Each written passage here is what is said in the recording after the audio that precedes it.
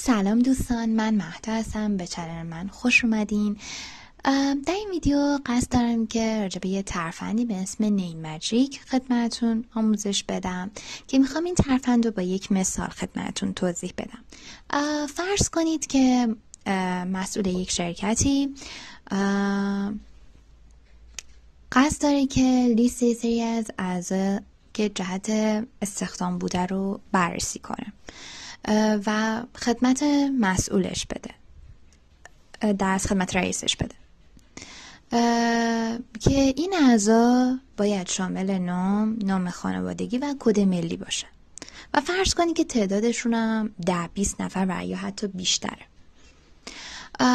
رئیس این مسئول ازش خواسته که هر کدوم رو توی یک فایل ورد درست کنه و براش ارسال کنه تا با هم مقایسهشون کنه، رزومه هاشون و فعالیت هایی که داشتند و بر حسب نام خانوادگی و کد ملی که قرار تو سیستم بزنن. خب این مسئول که قرار این کار رو انجام بده، یعنی فقط قرار نام خانوادگی کد ملیشون رو در بیاره، خب خیلی سخت میشه اگه بخواد دونه دونه این کار رو بکنه. ما با یه ترفند میگیم که چجوری سریع میتونه اسامی افراد همراه با کد ملیشون رو پیدا کنه. ابتدا وارد تب میلینگز میشیم و روی گزینه select از ریبون start mail merge روی گزینه select recipients میزنیم. گزینه اول تایپ نیو لیست رو میزنیم. فرض کنیم که خب گفتیم تایتل موضوع راجع به صلاحیت استخدامه، میزنیم.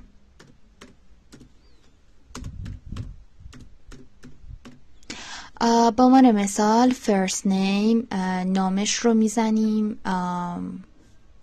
رضا، فامیلی مرادی.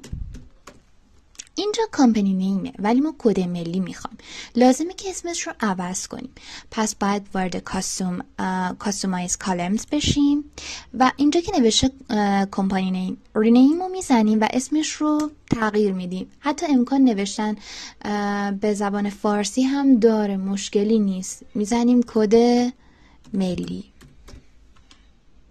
و بعد اوکی به این صورت.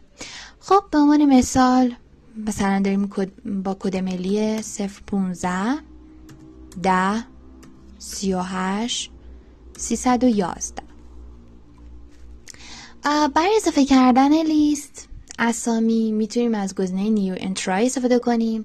من تا 3 نفر به عنوان مثال وارد میکنم که فقط ترفند کار رو بدونیم به چه صورت هستش.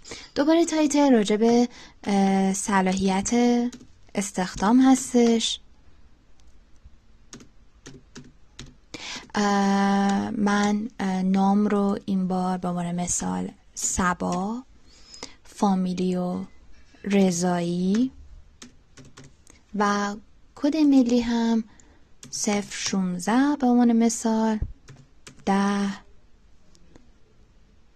35 217 وارد میکنم و آخرین نفر دوباره موضوع تایتل راجع به صلاحیت استخدام هستش. به عنوان مثال نام فرشاد، فامیلی مرادپور، با کد ملی به عنوان مثال 015 11 49 211 به عنوان مثال. حالا فرضی اینا کد ملی و بعد اوکی رو میزنیم. اینجا از ما میخواد که این رو وارد یه فولدری کنیم، یه فایلی کنیم. خب من به عنوان مثال فایلش رو استخدام میزنم و بعد سیو رو میزنم. در اینجا رو باید روی هر کدوم که میخوایم کلیک کنیم و بعد اینجا توی گزینه insert merge field کلیک میکنیم. ببینین زده first name، اسامی که وارد کردیم، first name، last name، کد ملی، حتی تایتل که حتی این کد ملی هم خودمون وارد کردیم و اینجا گذاشته برام. first name رو میزنم، میبینید رضا.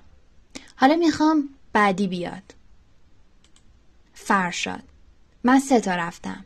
میخوام یه دونه بیاد عقب. صبا. دوباره یه دونه دیگه بیاد. رضا. به این صورت. یا نام خانوادگی.